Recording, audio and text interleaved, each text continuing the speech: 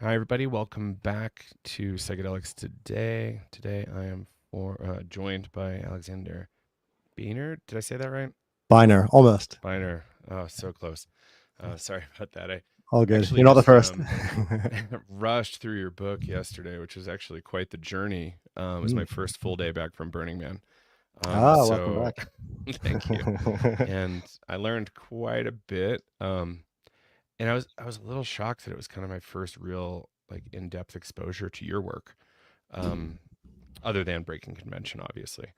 Yes. Um, yeah.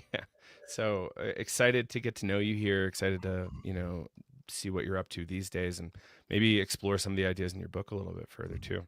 Yeah, sounds great. I'm happy to be here. It's nice to connect. I mean, I think I've done a few things with psychedelics today, but I don't think we've ever properly had a conversation. So it's nice to be doing this.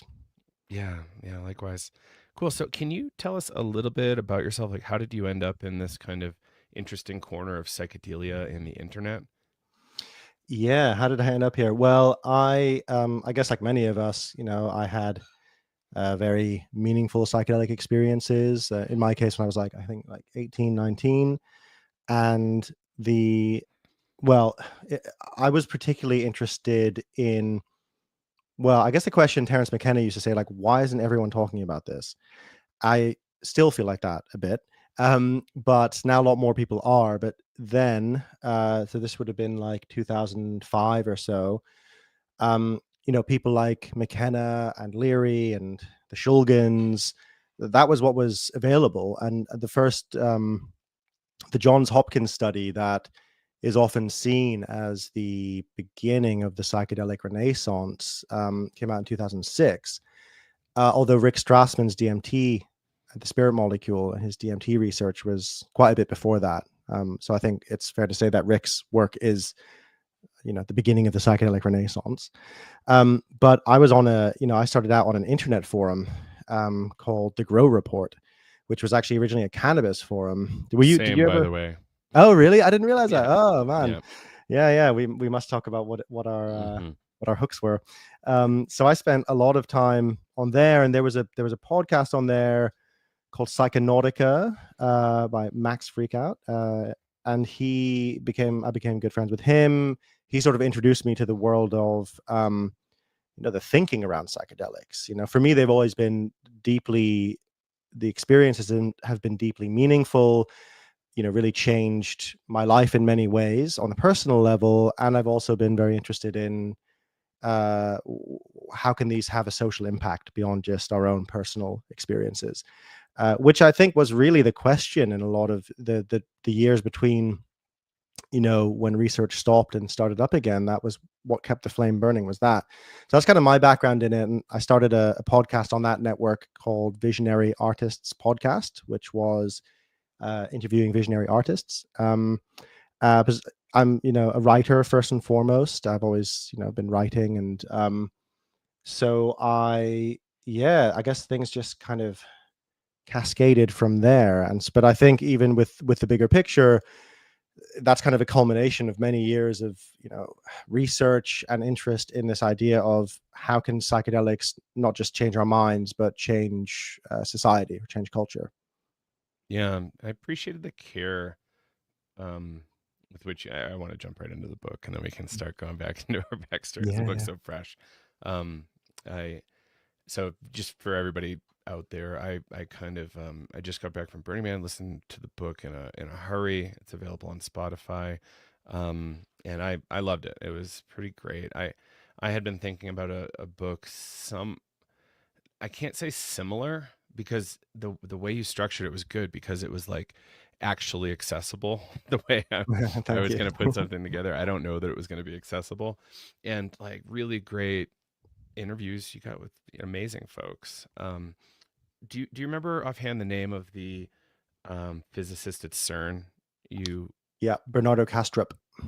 Yeah, he got some press in the DMT Entity Encounters book a little bit too, by one of the people who spoke at that conference, and I was like, okay, now he's coming up twice in 2 months for me, so I'm gonna have to like really dig into Castrup's work. But Yeah. this really amazing arc that you did around like, okay, we're in trouble. Psychedelics might be able to help. Here's all the problems with psychedelics. You know, here's does it really matter? Which is, of course, a thing you're going to have to get through eventually. And then, you know, what can we do? What meaningful things can we do? And Mm. I appreciated our kind of alignment on drug policy matters. It seemed like at the end, kind of how do we just keep folks safe Hmm. generally, and you know, not let money run away with it. Yeah. The whole story. Going to be an interesting balancing act, but yeah, it was. Mm. I think it, you know, handled complexity well, handled a lot of things well, and yeah, just generally very impressed. And again, a little bit embarrassed that this is the first thing I've read by you. So, Oh no, that's fine. Thank you. Well, thank you for the kind words, and mhm. I'm glad you enjoyed it. And it's really nice to that it's so fresh as well. Sort of Mm. like, front of mind. That's great. And yeah, and it's funny because a lot of the stuff I write isn't actually about psychedelics. In fact, most of my writing and films aren't about psychedelics. I was one of the founders of a platform called Rebel Wisdom, and that ran for about 5 years, and we had a fairly sizable audience on YouTube and Substack and a few other places. And then that ended about 3 years ago. And since then, um, I've been mainly writing, although I just created a documentary. And so none of that stuff, I would say like 10% of what I've written is about psychedelics. Partly because I don't know, there's something about sort of not looking at the finger, but looking at the moon. If someone's pointing at the moon, there's something that I'm really interested in about like, what is a psychedelic approach to, well, anything really, what does that Mhm. actually look like? What does that mean? And so, and part of it's also just my own interests, I guess. I'm really interested in sociology. I'm really interested in um, trying to understand what's going on in culture from a deeper level. That's the thing that gets me really fired up and gets me going.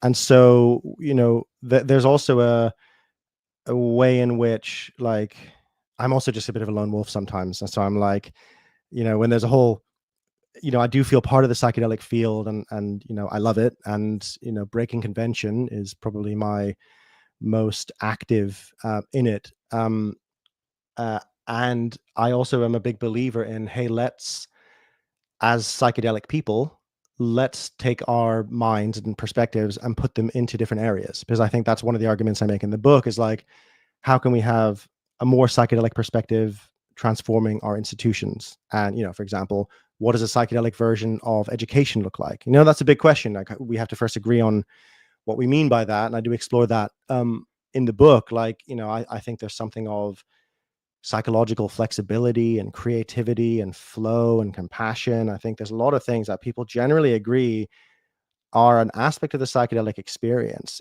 deep interconnection. And there's a lot of research on all these different sort of facets of it. And so what does it look like to actually bring that into culture, fully? You had a couple, well, so many good things, but one in particular is coming to mind now around to really make good progress on complex issues working together with people. There needs to be some sort of attunement or healing kind of already done, and which could kind of come from that psychedelic education that you kind of mentioned. It's like, how do I sit with these uncomfortable things and go, okay, maybe those four things are right. Can we discuss that? And then we can build on it together. And I thought that was skillful, especially around kind of this. I'm going to spill a small amount of beans here and say that like the narrative is woven into your involvement in the um, kind of extended state DMT work at Imperial, Yeah. and it was kind of a lesson you were learning in the experience, but also saying, "Oh, this is actually very important and kind of what we need now if we're going to have depth and meaning in our conversations and make progress here intellectually."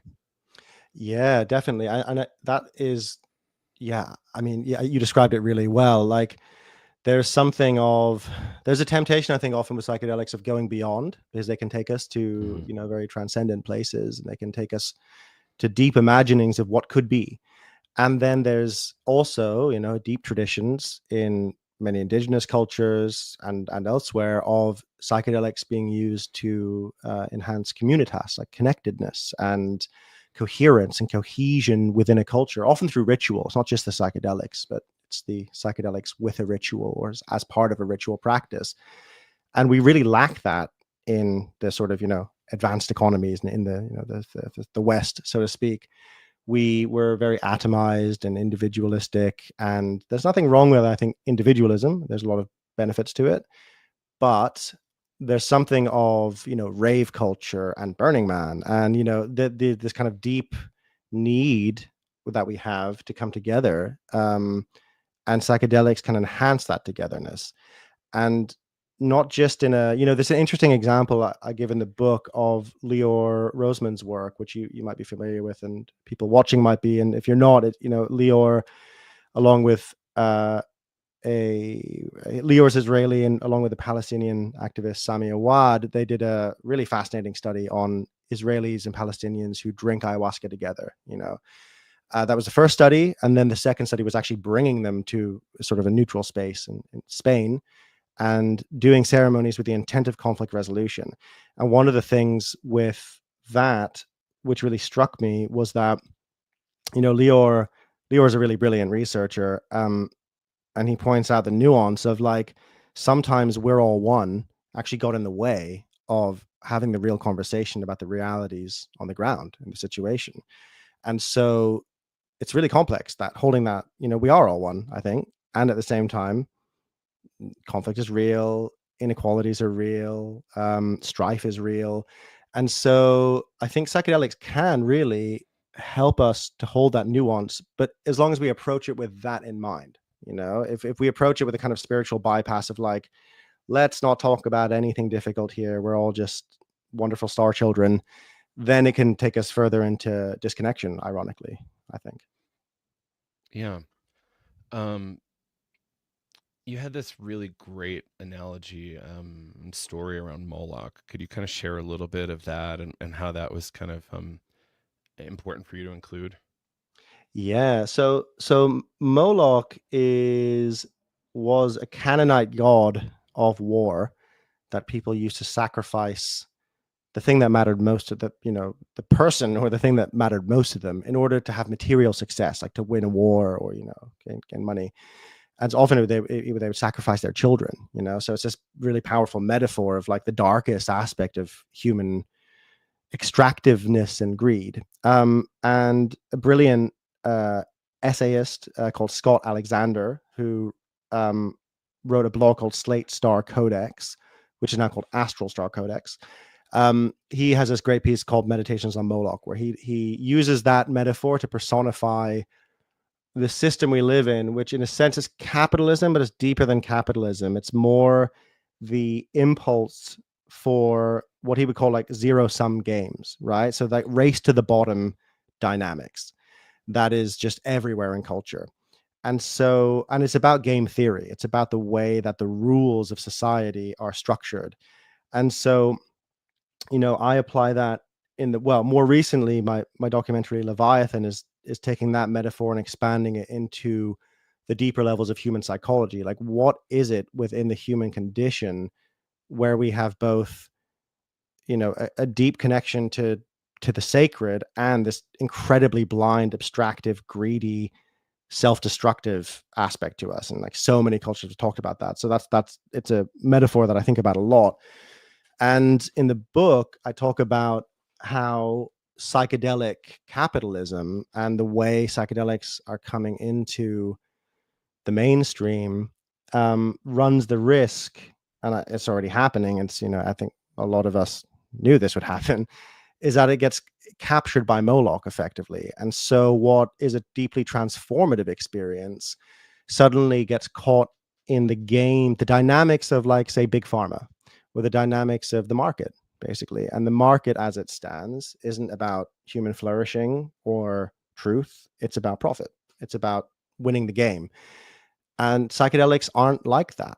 Psychedelics won't, I think, ever fully fit into that model. They can maybe for a while, but then there's, major consequences of that. I think they challenge that system in many ways. And so that's a really, I'm in two minds in some ways of whether psychedelics should be medicalized. It's kind of a controversial thing to say, but I I've moved more or back more towards a cognitive liberty argument over the years, seeing the worst aspects of psychedelic capitalism, and then also seeing decent aspects. Like I was in Australia earlier this year, and there, because they've legalized psilocybin for medicinal purposes, there's actually a lot of interesting, cool stuff happening there. So it's really about, it really depends. It's very highly contextual, but overall, I think the one of the biggest challenges we have as a species is that we are stuck in this really messed up game. And my hope is for psychedelics to help break us out of it instead of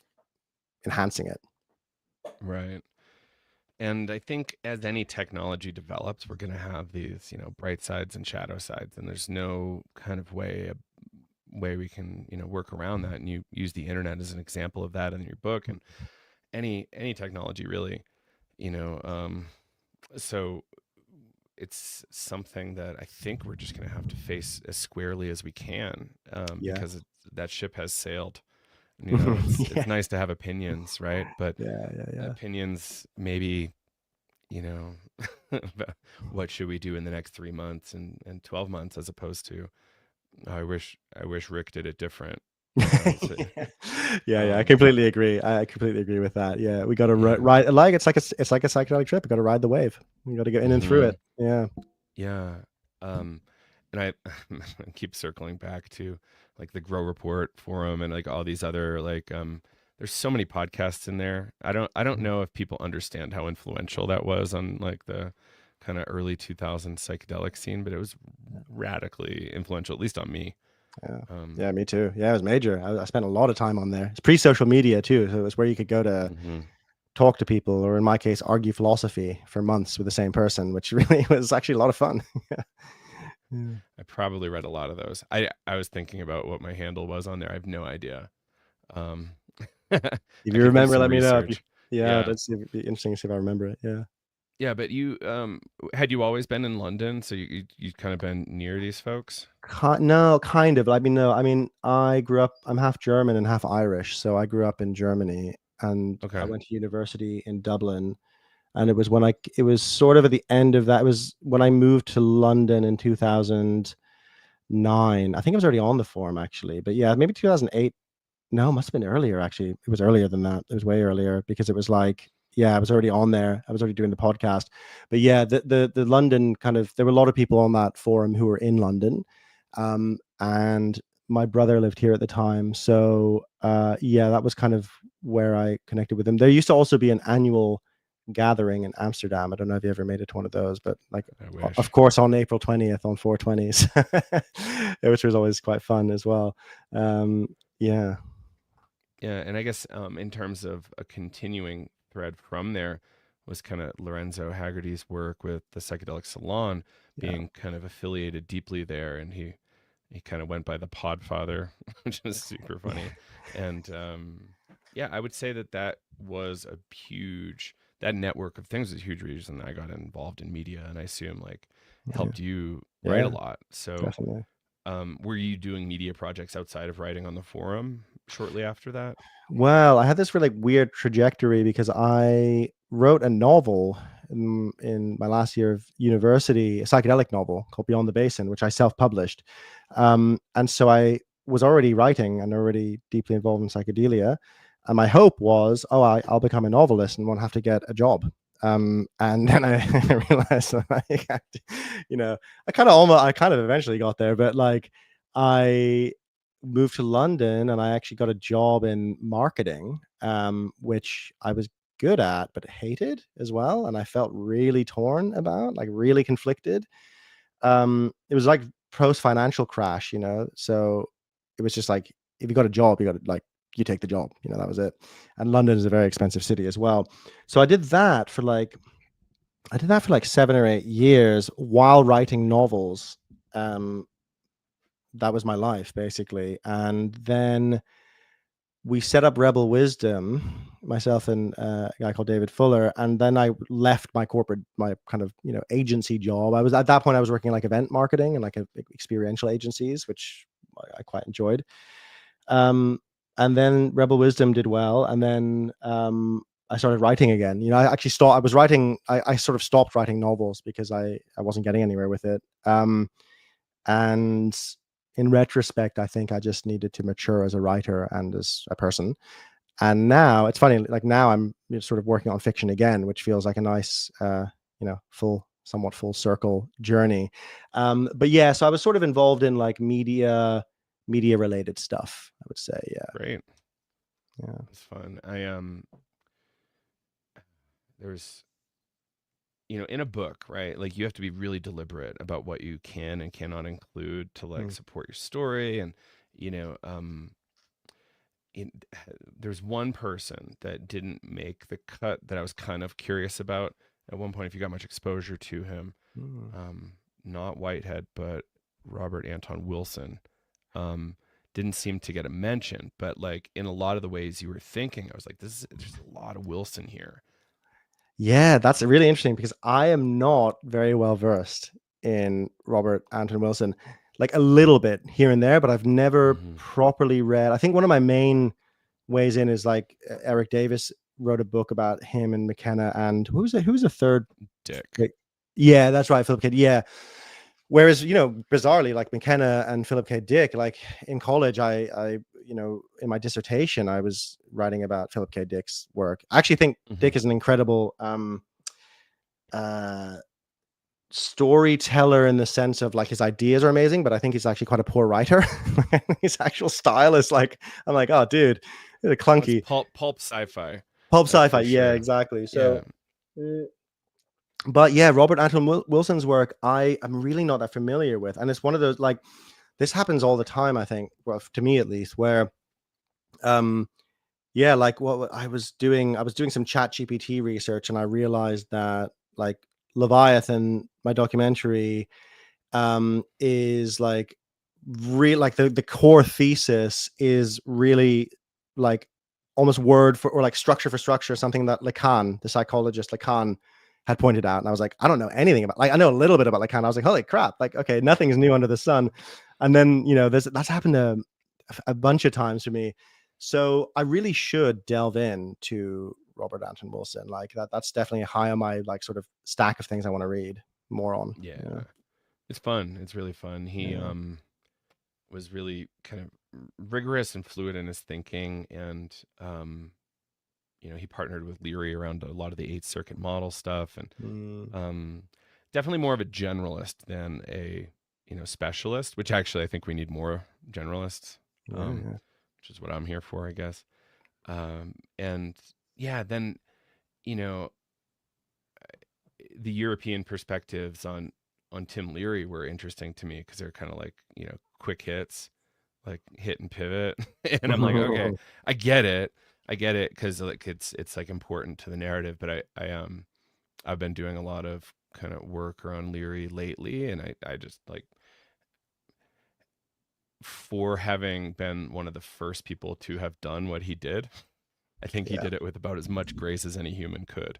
That's Um, interesting. Yeah. I mean, mm, he's a complex character, right? Like, yeah, cause, yeah, um, and maybe it would have been nice to spend a bit more time on him in there, but yeah, it is tough when you have like limited space.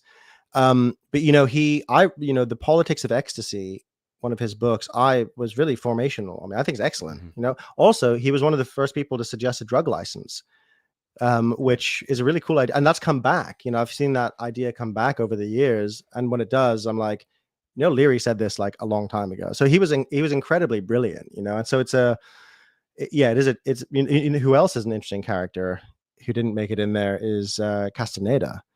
Um, because that is a wildly fascinating, complicated. wildly complicated character. Have you listened to Trickster, the podcast that I forget the name of the guy who made it? Someone made a really brilliant podcast about Castaneda called Trickster, which I recommend to everyone because it is brilliantly done and it is absolutely insane. Like, it is insane. But that was my first book on psychedelics I read was Don Juan. Like it probably was for, well, like a whole generation, like before us. Right. But like, so that's another, strand that I think is very interesting. Yeah, it's very fruitful. Yeah, when people bring up the pilot's license model, I'm like, okay. Mm.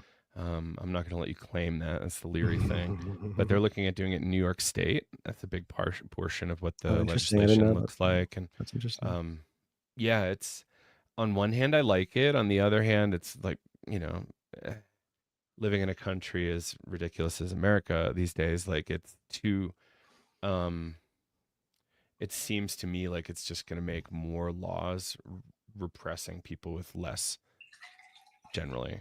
Like, okay, Yeah. you're too poor to go through training, even though it's free because it takes time. So therefore, jail or tickets or whatever. And I'm like, how do we Yeah. make it equitable and safe? Is we're taking our way out of $1 trillion war on drugs in the U.S. spent alone since the 70s. So I think there has to be That's- proportional spend to like dig our way out of it, if we can figure that out. um, but it's about yeah. fairness and safety. Yeah. Yeah. And that's also sort of like echoed in the medicalization of psychedelics, where already there's class and racial and other demographic disparities that will not go away when they're medicalized, because working class people, at least here in the UK, very often are like, that's not for me. Even with therapy, that's not for me. We don't do that kind of, like, there's a kind of feel shut out of it. And and it's like, if you go to a psychotherapist in London, they're very middle class almost always, with some exceptions. But like, there's the class system here is quite, I would say, entrenched in a lot of ways, in a way it isn't, for example, in Germany or Ireland. So it's interesting for me to kind of observe it as an outsider. And you're often classed by your accent. So I get free ride because they're like, "Where the hell are you from?" Because I'm a foreigner. Right? So, um, but that's a big question. I also have it explore it in the book a bit. It's like, okay, great, psychedelics become legal medicines and are used by exactly the same people who can afford to use them, not just money wise, but like you said, time wise, or just a sense that they're welcome. You know, like, that's a huge thing. There's a massive cultural factor as well, where it's like, no, this is our thing. And it's implicit very often, right? and Yeah. and so that's a major question. Yeah, I agree with you on the license piece. It's like, how to navigate that, because also, who gives the license, that's like legitimacy. Yeah.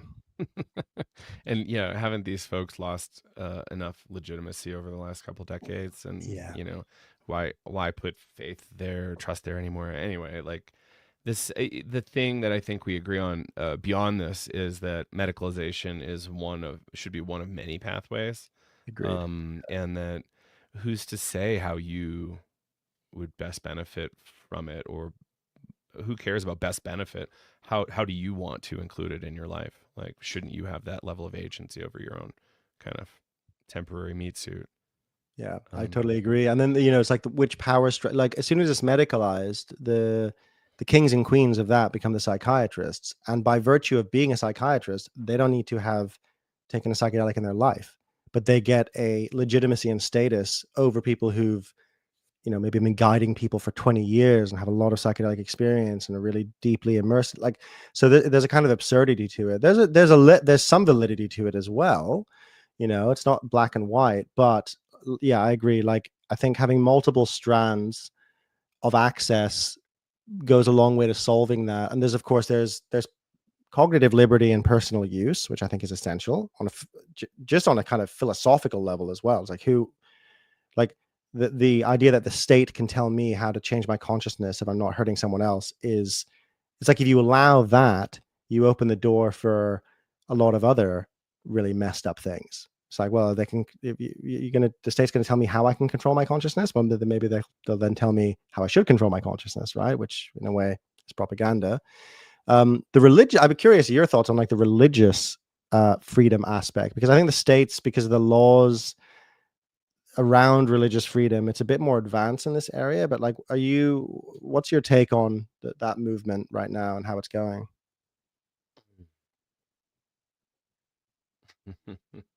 um, well, I'm actively involved in something legal that's not super pleasant, that Mm, I'll share with you offline. But mm, generally speaking, if the Christian right, evangelical movements, and Scientology are taking advantage of religious freedom here in the States and the tax benefits of all that, and just because it looks Christian, they're getting kind of a thumbs up and like go for it. And, that's honestly a big portion of the reason the Native American church got kind of a federal exemption is because it looked a little bit Christian. I don't know if Ha. you read Mike Jay's book on mescaline. It was No. brilliant. And, uh, you know, we just started seeing churches get federal exemptions that don't look Christian. And then I think we just saw our first, because they look very Peruvian. Mm. And then I think we saw one recently that looks, might actually be a multi-sacramental church. So like not just ayahuasca, for instance.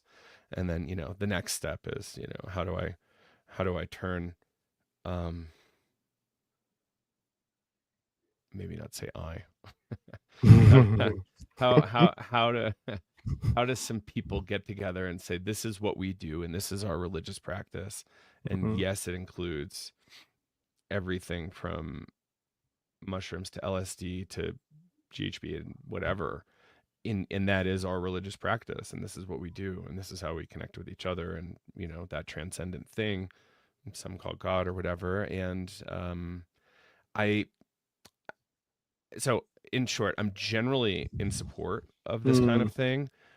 That said, there's tons of traps. I see people doing legal work that's very risky. I I think we're going to see a lot of people going to jail Mm. soon around psychedelic religions, given the way the country's going.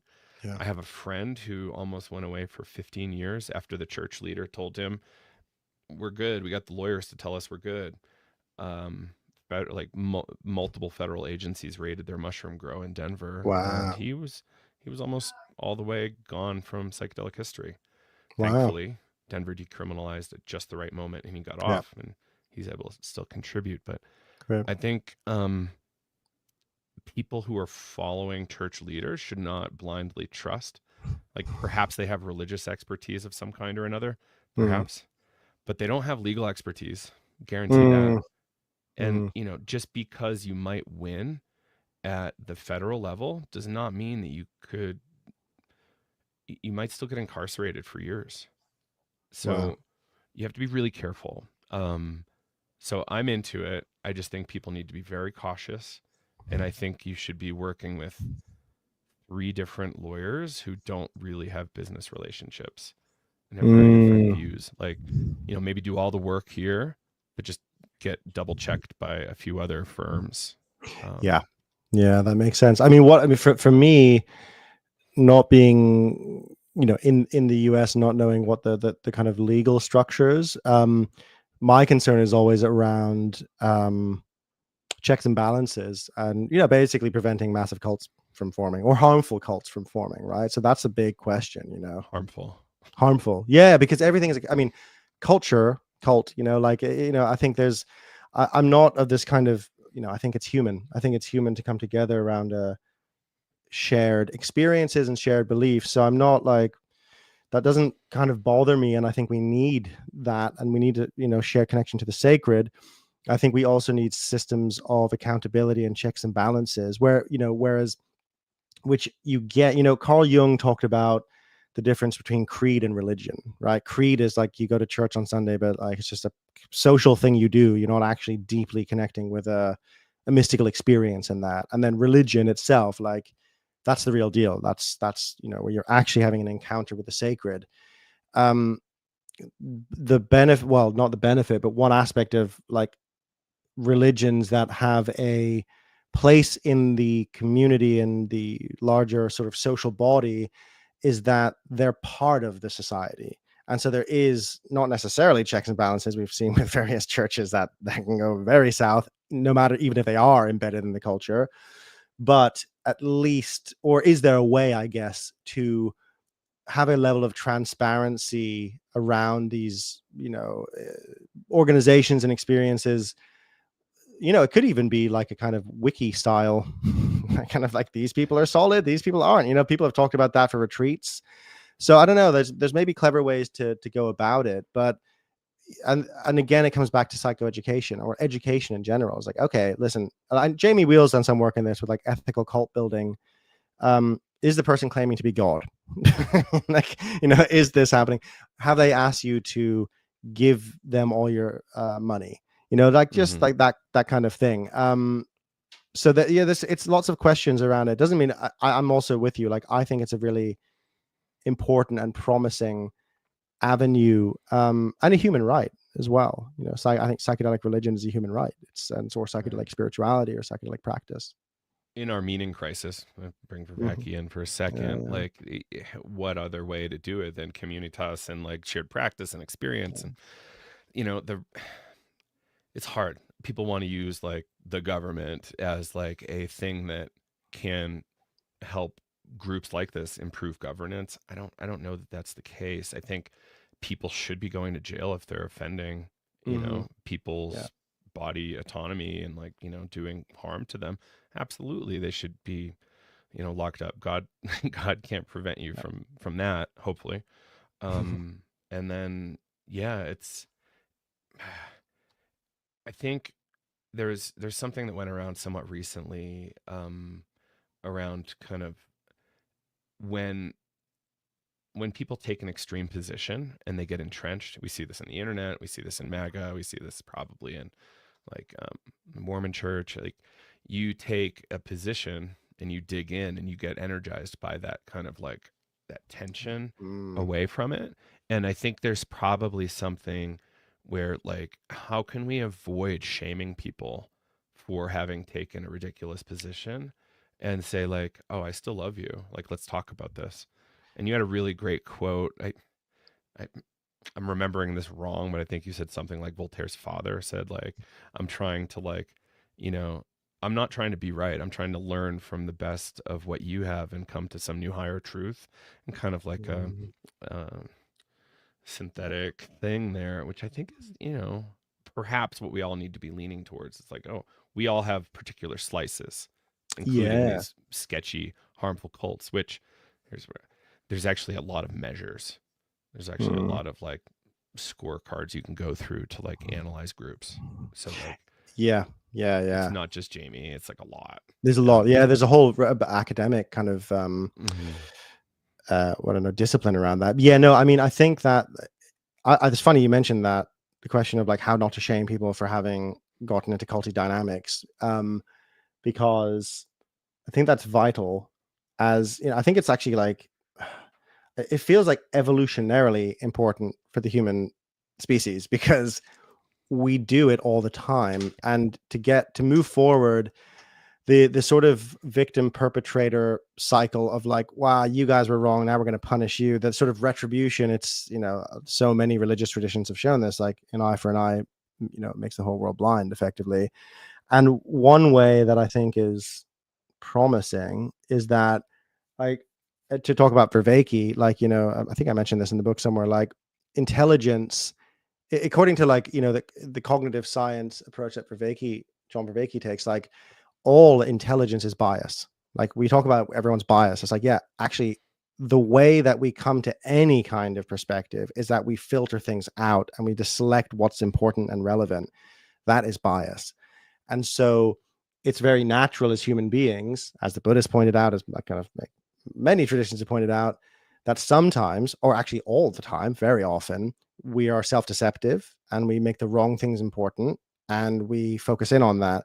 But I think if it can be framed as, this is a nature of the human brain and the nature of humans and groups and the nature of what it is to be human, then that reminds everyone that we all do it, and that, sure, some of us might go even more extreme. I think often, though, people who join really messed up groups have a lot of vulnerability. They might have had very traumatic childhoods. They might be in a really difficult position in their life at that point. It might be the wrong place, wrong time, or I guess from the perspective of someone abusing them, right place, right time, right? So there's all of this stuff that is actually, if you really understand it, like if you read a novel about that person's experience and you got it and you got where they were coming from, you would immediately forgive it. You'd be like, yeah, okay, I get it. I get why you got so wrapped up in this particular ideology or whatever it might be. So I think I guess it's about compassion, and it's also maybe about understanding that it's part of being human. right. And being tactful, like, what are we actually trying to do? right? Are we just trying to show that we're wrong and MAGA's right, or like, well, sorry, fresh back from Burning Man. You know, like, what are we actually trying to do with this conversation and interaction? And like, do we want open, good lines of communication if that's possible? And that's quicker than, another element from your book. Like, the economics of Twitter are such that you have to be pithy and, like, just win your fights all the time. That's not really what humanity, our biology wants, I don't think, or our soul wants. Yeah, that's like a Moloch, Mm-hmm. great example of it. And or C.T. Engwen, who wrote this great book, Games, Agency as Art. He makes this point about Twitter, like it's value capture, like the values of Twitter, which is getting, like you said, pithy, pissing people off, being as contentious as possible, or like the values of Instagram, being like grabbing attention, you know, appearances. There's a bit more to it than that as well.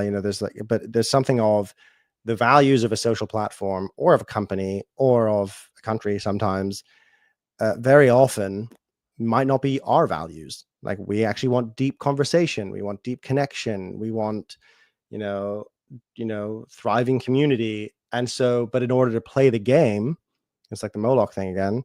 You have to, you either defect and you're like, I'm out of here, but that's really difficult to do if money, if your income is reliant on it, or you have to play the game and betray yourself in the process. And that's kind of what what many of our experiences are like if we're in like a corporate job or whatever it might be. So it's and I think liberation from that is very possible, but it just requires enough people defecting, like, and just being like, nah, this game sucks. I'm not going to play this game.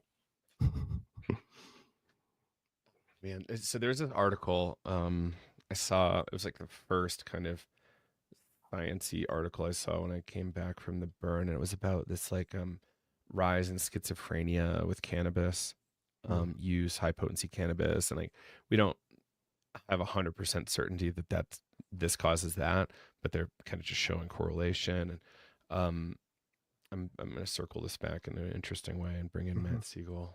Oh, nice. So if I can, so Artie Lang, it's just kind of amazing Yeah. psychiatrist.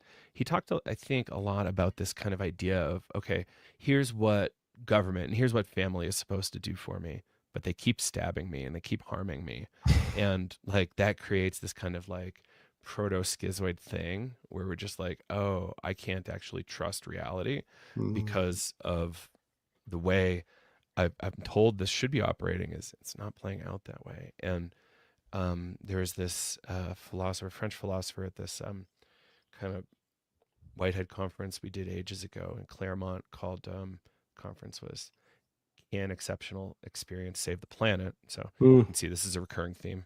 Yeah, Was yeah, awesome. and he was amazing, very kind of like critical theory esque. I couldn't understand him very well at the time, but I think about him a lot still. And Nice. but he just kept talking about this kind of like schizoid nature of reality, where like this is what we're told, but this is our experience. So we're just like constantly having this kind of like Yeah. um, impossible void between those two things, and how that energy can make a lot of, let's call it, madness for right now. And psychedelics can give us some sort of like direct experience of like, oh, this is actually what's going on. I sometimes call it like Yeah. the you can see right through the Babylon system, like bring a reggae thing in, but like, or a Rasta thing in, and I'm just like, oh, how do we actually kind of land that when like we That's realize, interesting. right? Um, Yeah. Matt Siegel was there in the room. I think that's the best I can do. That's good. You did it, man. You tied it back. So that reminds me of, do you know Gregory Bateson's work or Nora Mhm. Bateson's work at all? Like, She's doing the warm data thing now. I just yeah. finished Tripping on Reality, which is extraordinary. It was Yes. about Bateson and Margaret Oh, I Mead. know it very well because I was gonna do a piece. Well, Nora did a guest piece when it came out because she disagreed with um the what's his name? The author is Benjamin. Oh, It'll come to me. Got it yeah. on my bookshelf somewhere. But she disagreed with some of the characterizations, and so I got they were going to write a piece about the book, and then eventually she wrote a piece about some other themes, which was an excellent piece. It's on the Kainos Substack. But so I did, I was back and forth between the two of them for about a month. I bit off way more than I could chew journalistically. This is like, oh man, but it was we got there in the end.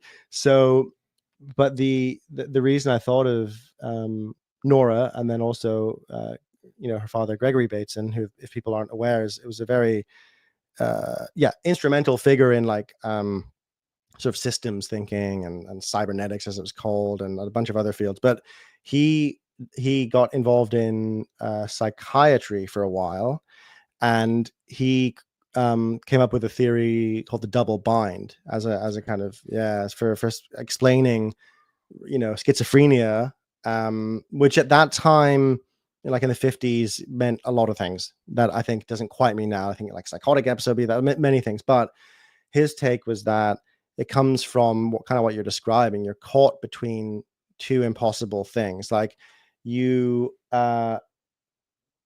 like your mother says, "Come and give me a hug," but when you give her a hug, she rejects you. It's like, oh, I'm asked to connect, but then connecting means rejection. But you're stuck. It's like back and forth. You can't solve that problem. Or it's like there's so many different examples of a double bind. Even someone saying, "Why don't you tell me you love me?" It's like, but to tell someone you love them is a natural kind of free expression, and if it's asked for, it becomes impossible to actually give that free expression. So you have to do a thing that's not real as soon as you do it, but you have to do it to keep the relationship. So that's the kind of like, it's an example she's given. And so his solution for that, which kind of takes us back to psychedelics, was like, well, how do you get out of a double bind?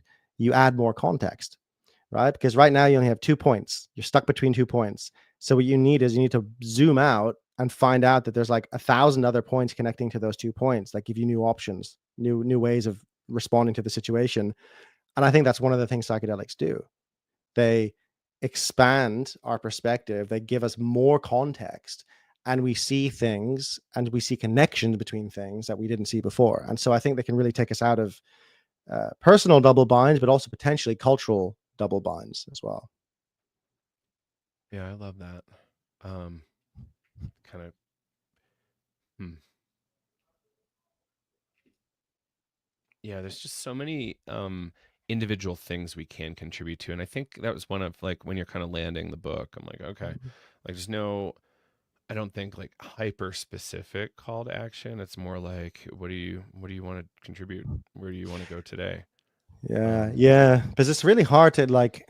I really like hyper specific calls to action, like, and if you can get one. But the thing is, when you're dealing with like entire cultures and complexity, there is an element of like, who is one person to be like, everyone should do this. The exception to that, I would say, is I like Jonathan Haidt's work a lot, and he wrote a book that did very well a couple of years ago, The Anxious Generation, about social media Mm-hmm. and screens and its impact on children and teens.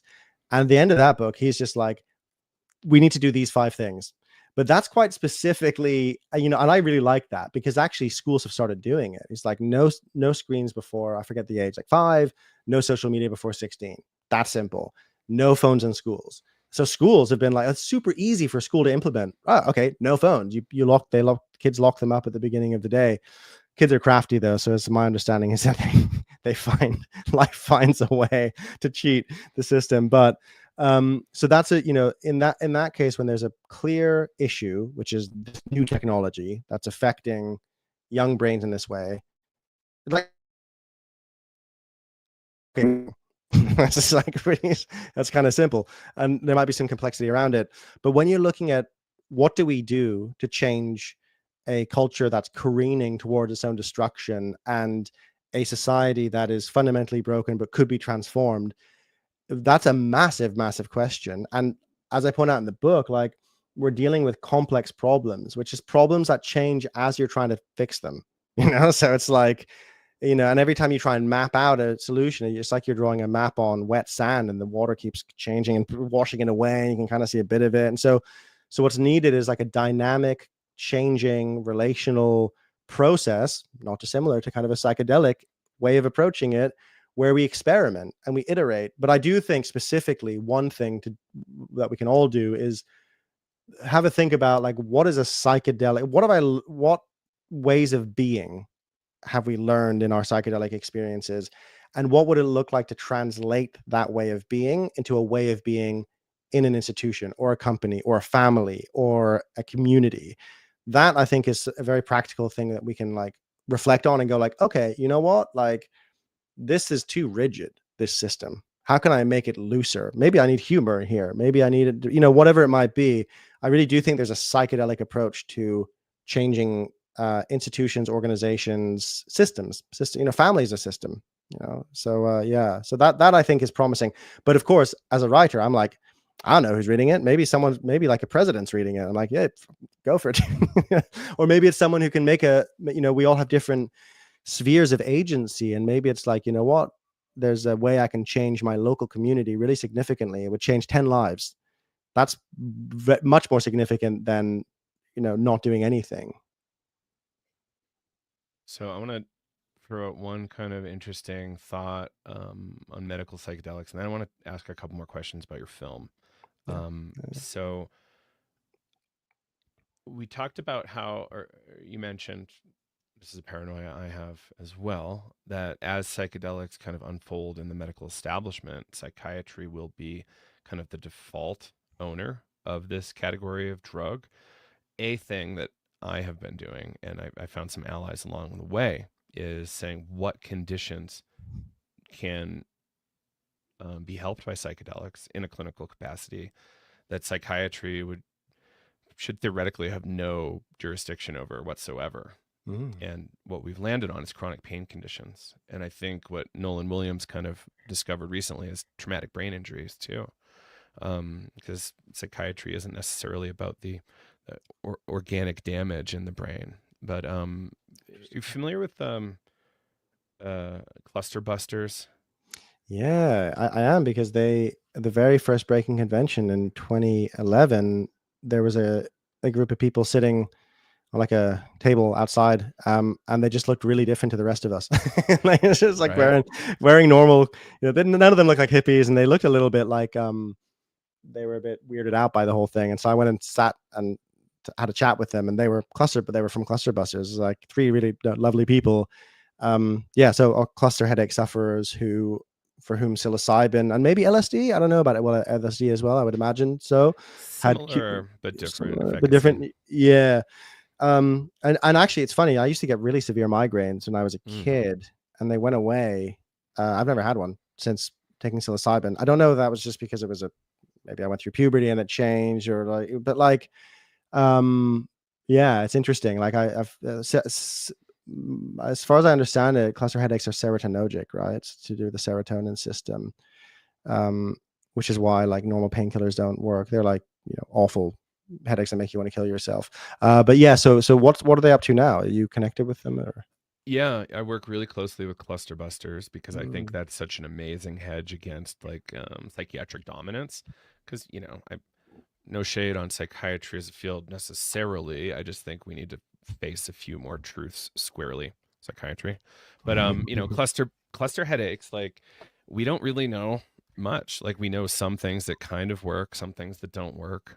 Really great book called Psychedelic Outlaws by a Mm. Rutgers sociologist, or sorry, maybe even medical anthropologist, Joanna Kempner, wrote that one. Amazing history of cluster busters and the Oh intersections wow. with maps and crazy Harvard and other times. So they're doing really great stuff. They pretty much just help people figure out how to help themselves Yeah. because nobody else is helping them. So it's kind of a peer support thing.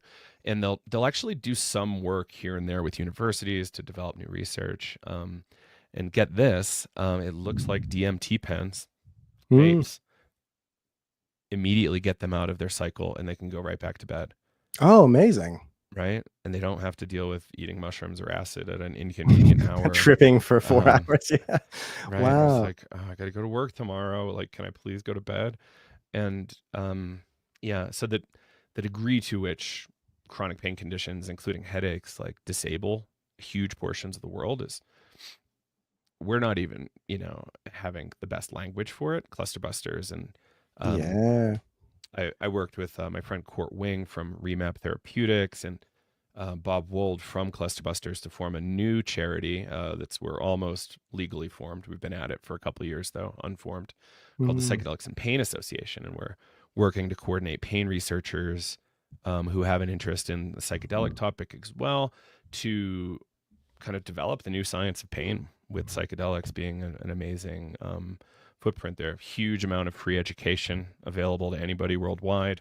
Um, Top tier scientists and medical doctors contributing. And Yeah. we've been publishing case studies into the literature, which is amazing, and all sorts of really cool stuff in the horizons, including a conference in a couple weeks. It'll be the third Psychedelics and Pain Symposium Nice. that Remap Wow. puts on.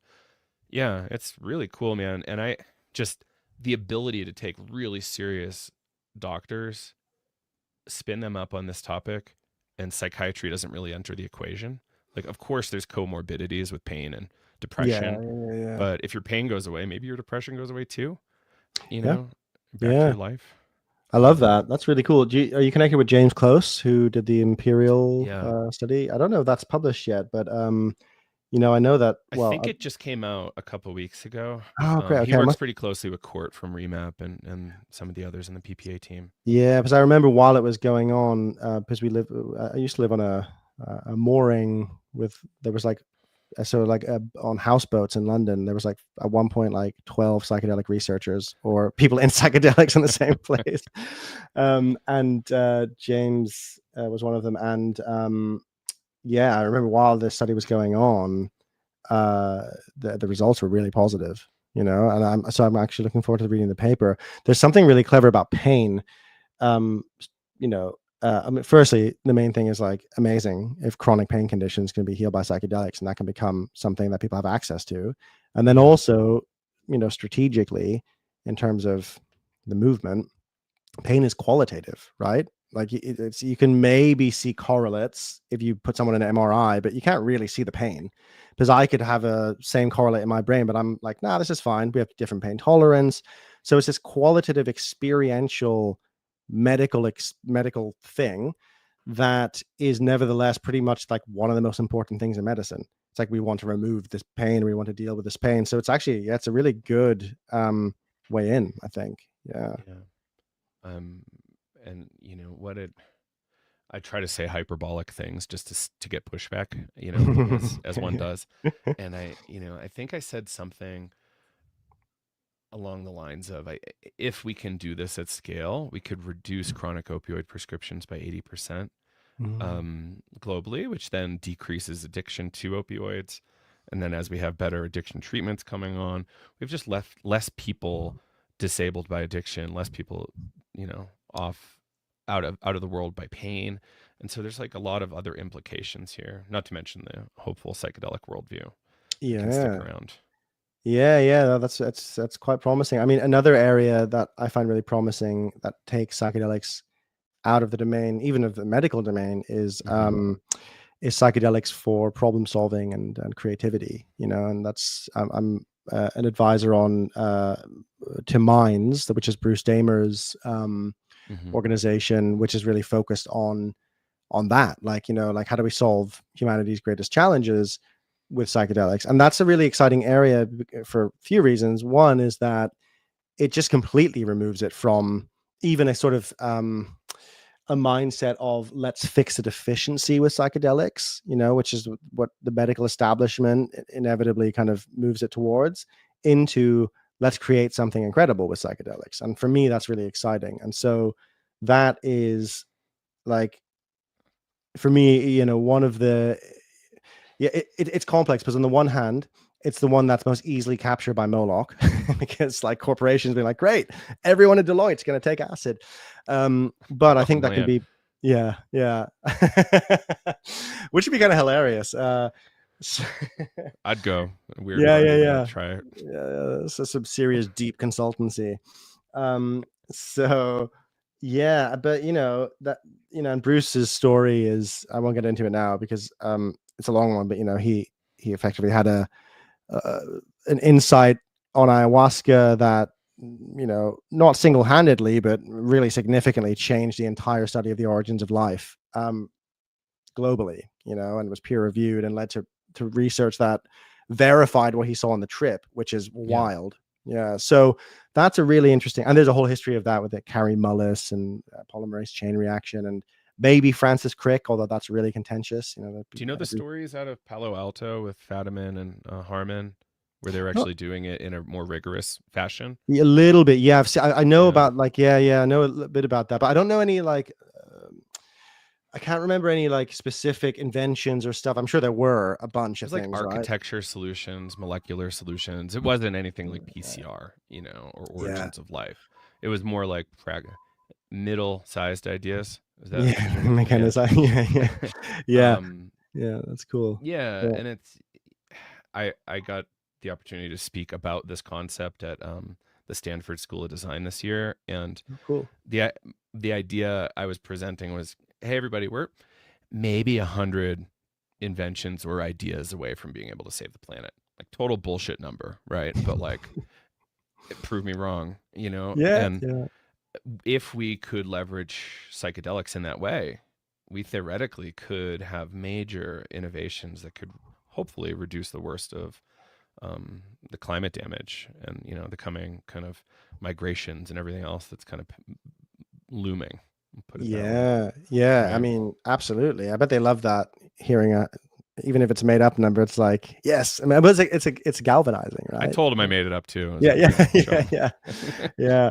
And and then the question to my mind, that at least falls into my skill set as a facilitator, is how do you create a process, let's say a 5-day process that reliably helps people to solve those problems, and that's very Working on it. complex. Yeah, yeah, Yeah, yeah. for That's the sure. same. It's like Hmm.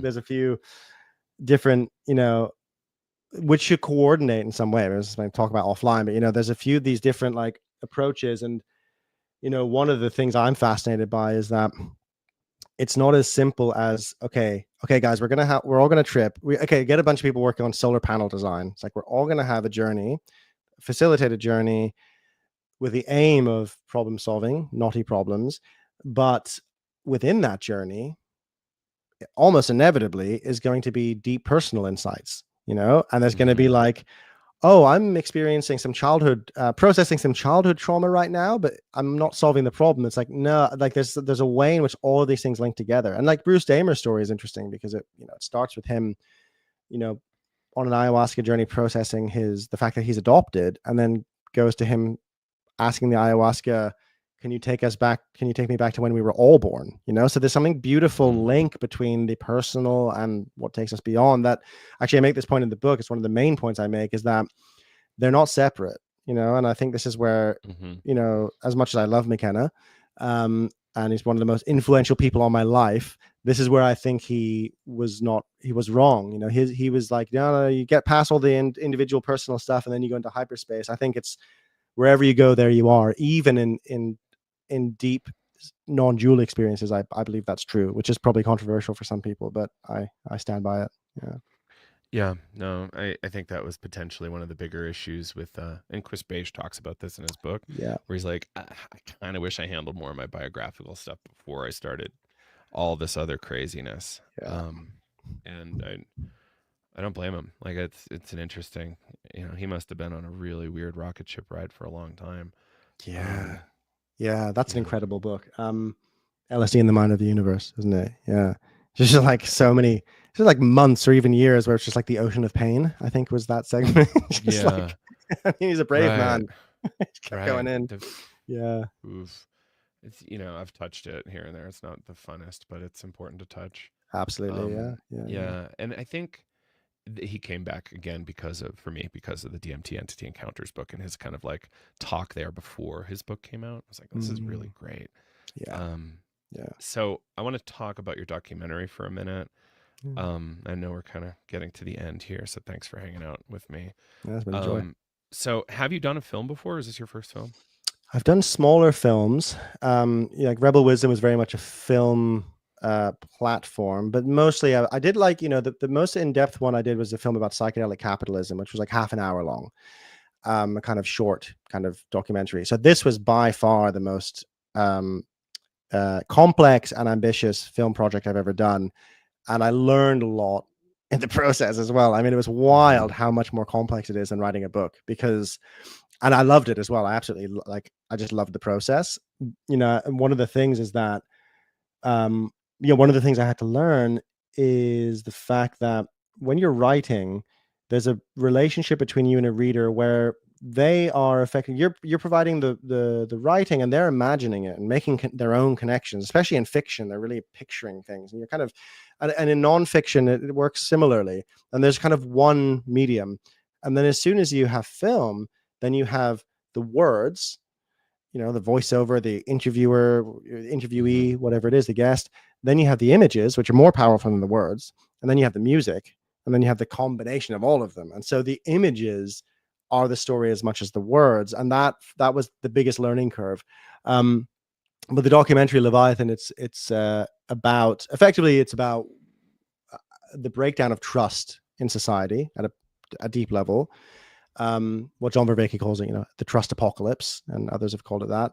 And how do we get it back? And that's kind of a way into some kind of deeper exploration of what is it that gets us so profoundly disconnected from each other and from our own embodiment and anything real and relational that we can actually touch, share together, that we kind of get into these, whether it's ideology, whether it's an economic system that is based on fantasy of just like money that is not connected to anything except for more money, culture where, like Baudrillard argued, you have symbols and ideas that don't connect to anything else, just themselves, so you have like a cultural ideas that can actually be put into the culture and explored. So it's a real exploration of that. And so the embodiment's actually a big theme in it.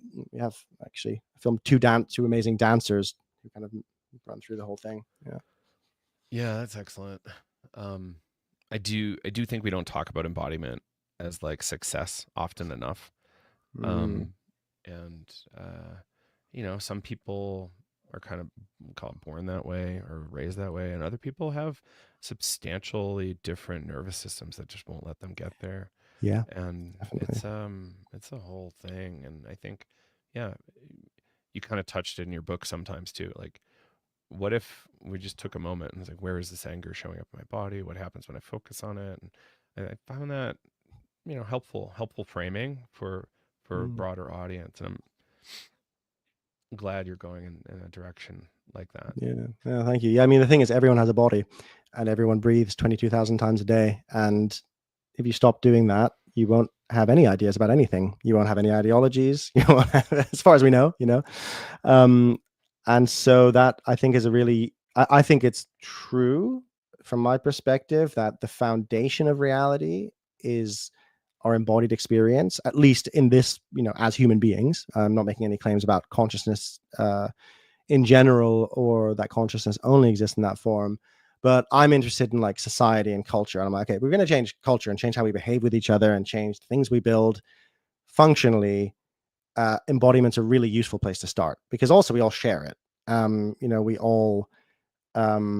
we can all meet each other on the embodied level, even if we have massive political disagreements. Like if we sat and breathed in unison for 5 minutes, we would still have political disagreements, but the way we approach them would be different. And that's it's good we have political disagreements. Like we shouldn't all think the same thing. That would be really weird, right? And so it's more like, it's not the disagreements out of the problem, it's the inability to actually connect as human beings around them. I mean, a disagreement is kind of, in my view, like what powers society forward. It's like, I disagree with that. Oh, great, cool. Why? And then ideally, if we have that kind of flexibility that I think psychedelics can train us in, then we can let go of ideas that aren't working. Because I do think psychedelics can really orient us to truth, and that give us a feeling of like our own internal truth mainly, right? To like, how do I really feel about this thing? Nah, I'm lying to myself. I had that experience a lot in psychedelics where I'm like, I think I'm still hiding to some level, or I don't buy it. Like I'm like, I don't quite buy that. What's really going on here? Okay, I feel sad, or I feel this, or I feel angry. And I think that translates really nicely to political discourse, where it's like, yeah, I mean, a lot of the time, the propositions, like the facts, yeah, okay, they're one level, but really what's driving the facts we choose to focus on is our underlying emotions about it. Like, what we feel. Do we feel valued? Do we feel looked down on in our society? Do we feel unimportant? Those are the things that really drive politics at the end of the day. So that, and psychedelics can really connect us to that in a deeper way and in a really compassionate way. Because if we've gone to that place ourselves and we know the depth of complexity of what it is to be a human being and how contradictory and weird and it is, and how embarrassing it can be to really face our stuff, like, then we can have compassion for, like, hey, okay, I disagree with this, but that's fine, doesn't matter, we're still kind of human to human. So we used to have a lot of institutions that allowed for kind of like, oh, hey, we're going to come in here, we're all going to be equals, and we're going to be,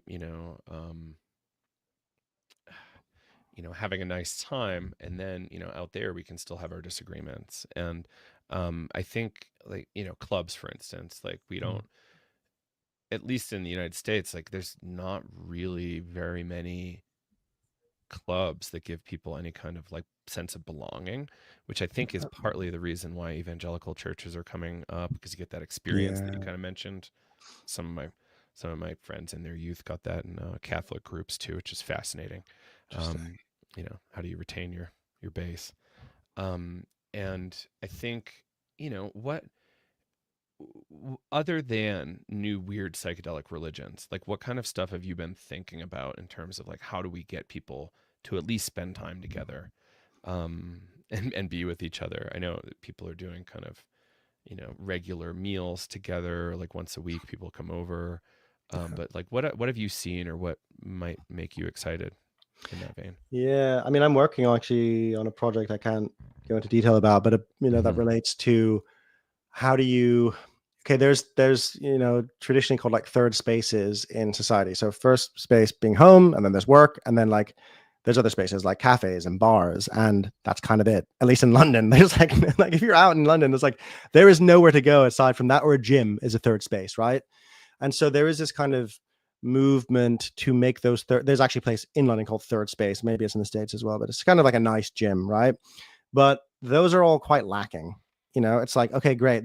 They're centered around, the particular activities, and that's fine. Robert Putnam wrote a book called Bowling Alone, I think in the early 2000s, a sociologist, I think. And he made the point, like, people in America used to bowl a lot. And that was one of those spaces you're talking about. Hmm. And it's like, yeah, you might have political differences, but you all have this shared activity. And now people bowl alone, or if at all, right? So I think, is there a way to create, and I think there is, spaces where the shared activity, hey, shit, it could include bowling, but it could also include very simple relational practices that bring people together, like circling. I don't know if you've come across any of those before. I'm not necessarily into circling specifically, but there's very simple ways that, in a non-cheesy way, you can get people to break down those barriers actually super quickly. Because I've been running workshops for like 10, 15 years, and part of your job there is to go, okay, how do we build trust as quickly as possible? That's real, and part of that is just shared experiences together, shared state experiences, and also shared honesty and vulnerability with one another. And that can really, like, the immersive theater world, for example, is really good at this. You go into like some kind of immersive theater experience and you're like, holy crap, that was mind blowing. I've only been here for 2 hours, but my mind is blown. So that's the kind of thing I'm quite interested in at the moment. And then also just the question, the perennial question of, like, in cities, for example, how can there be like spaces where people actually are, there's an incentive to do something other than sit by yourself drinking a coffee or a beer or whatever it might be. Obviously you go there with friends, sure, but then that's people you've already self-selected, so that's always a question mark for me. Right. Yeah, I remember. I always forget this guy's name. I was listening to the Tim Ferriss show, and he had one, billionaire VC on, and he was talking about ideas like this that he would invest in the wake of like the catastrophe that is AI on, Mm, a lot of things. And yeah. he's like, I would invest in a nautical themed mini golf social club. Yeah, Where, it's great. and I'm That's like, that's great. so weird, but it's Yeah, not far off from bowling, right? It's like yeah, for a sure. For themed, sure. I goofy mean, thing. like paddles, I've never played it, but paddle seems to be extremely popular, right? Like, it seems really fun. Healthy cult. Healthy cult, yeah, right. And so it's just like, low barriers to access, doesn't require some, okay, I guess you need courts and stuff, but is there like, ping pong? Ping pong is a great example. I can imagine a ping pong resurgence. There's actually some pretty cool ping pong um, uh, bars, I guess, in London. You just go and play ping pong. But like, so that's a kind of, it's just bringing a bit of imagination into those spaces where they're like, hey, we're going to do ping pong where you have to play with somebody you don't know, whatever it might be. Yeah, I love Yeah. that. Cool. Well, where can people find all your work, including Breaking Convention and any other fun stuff you've got going? Yeah. Well, pretty much everything is on so Kainos is the name of my new media platform that I started at the beginning of this year, which means new in ancient Greek. But a different kind of new. Like, there's new like neos, it's like new in form, and then kainos is new in substance, like something that hasn't been, because that's kind of the impetus of it, is like surfacing novelty from different stories, people, perspectives. So that's all in Substack mainly, which is yeah, well, I'll give you stuff for the show notes, but it's beiner.substack.com, or just kainos, Kainos, and Substack. And then I do a lot of stuff on Instagram under my own personal just at Alexander Beiner, where I put a lot of the clips and stuff of interviews we do, and other bits and pieces. And so, yeah, that's the kind of the main place. And Breaking Convention is, if people don't know, I believe we're the largest psychedelics conference in Europe, and we do it every 2 years, but we do 1-day events in the off years as well. So we'll have a 1-day event coming up next year. And then we have our full 3-day conference at the University of Exeter coming up in, what year are we in? 2027? Yeah, not next year, but the year after, because we had a conference this year. And so people can check that out, Breaking Convention. .co.uk. We also just put up all the films from this year's free on YouTube. So if people want to see the best and brightest and the latest interesting stuff in psychedelia, check that out. Yeah, that's so awesome. Well, thank you so much for doing this. I hope everybody goes and follows you. And yeah, Alexander, this has been a pleasure, and I hope we get to do some more. Yeah, likewise, Joe. Thanks for having me on. It's been fun. Absolutely.